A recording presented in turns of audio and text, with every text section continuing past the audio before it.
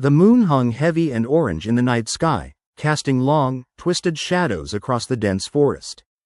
Sophie had always been curious about her grandma's stories, tales of creatures lurking in the corners of the woods, shapeshifters that could wear human skin like a mask.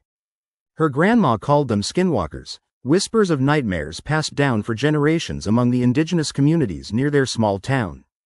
Sophie had always brushed off the stories as old superstition, stories meant to scare children into behaving. But tonight, something felt different. A flicker of unease prickled her skin as she and her friends, Mark and Emily, ventured deeper into the woods, armed with flashlights and a shared sense of adventure. They had decided to test their courage by going all the way to the old abandoned cabin, rumored to be haunted, or worse. As they pushed through the thick underbrush, Sophie's flashlight flickered and then died, leaving them in complete darkness. Heart-pounding, she fumbled with her phone to turn on the flashlight app, but it was dead too. A sudden rustling made their heads snap around. Out of the shadows stepped a figure, tall and gaunt. Its eyes glowed faintly, a sickly yellow. Sophie's breath caught in her throat. The figure, the creature, looked human, yet there was something wrong, something off about the way it moved. "Who's there?" Emily's voice trembled, trying to sound brave. The figure paused, then tilted its head unnaturally. Its face was too blank, too smooth, with a grin that stretched wider than humanly possible. Mark took a step back, instinct telling him to run, but he couldn't move. The creature's gaze bore into them, and then it opened its mouth, long, jagged teeth visible beneath decayed lips. Suddenly, it lunged forward, claws outstretched with horrifying speed. Sophie screamed as its sharp fingertips tore her sleeve, leaving bloody streaks. The creature's skin was pallid and mottled, like melted wax, draped tightly over a grotesque, shifting form. They ran, crashing through the underbrush as the creature chased after them, its howling echoing unnaturally through the trees. Sophie tripped, falling hard but forcing herself to get back up. She glanced back. The creature was close, its eyes piercing through the darkness. "Run, just run," Sophie shouted, voice cracking. They burst into the clearing near the old cabin, its door hanging ajar. Inside, shadows curled like sinister spirits.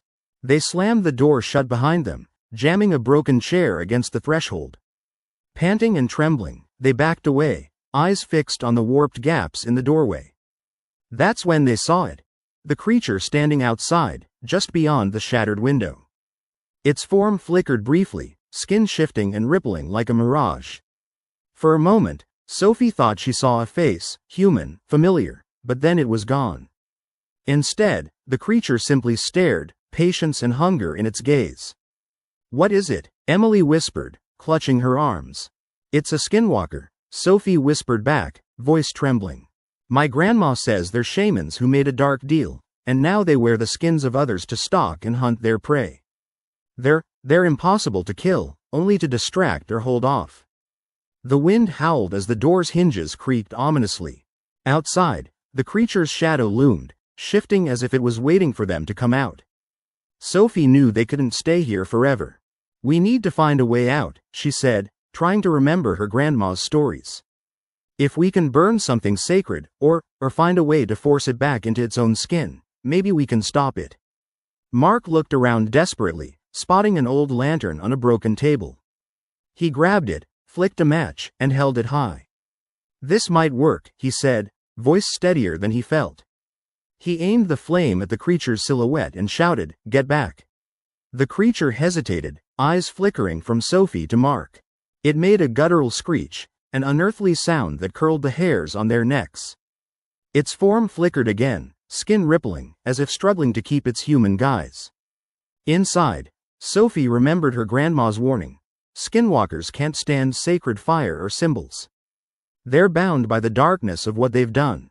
With trembling hands, she grabbed an ornate cross necklace from her pocket. Holding it high, she pressed it to the window glass. The creature recoiled, screeching, as if burned by the very sight. "Now's our chance," she yelled. They bolted for the woods, running in the direction they hoped would get them away. Behind them, the creature's screams faded into the night, replaced by a dreadful silence. They didn't stop until they reached the safety of town, where dawn was breaking. Exhausted and shaken, Sophie looked back once more to the dark trees. The forest seemed peaceful, silent. Yet, as she walked home, she couldn't shake the feeling that somewhere out there, the Skinwalker was still watching, waiting for nightfall to wear another skin, another face. A shiver ran down her spine as she remembered her grandma's grim words. They're never truly gone. Beware what hides behind the masks, for some things are better left unseen.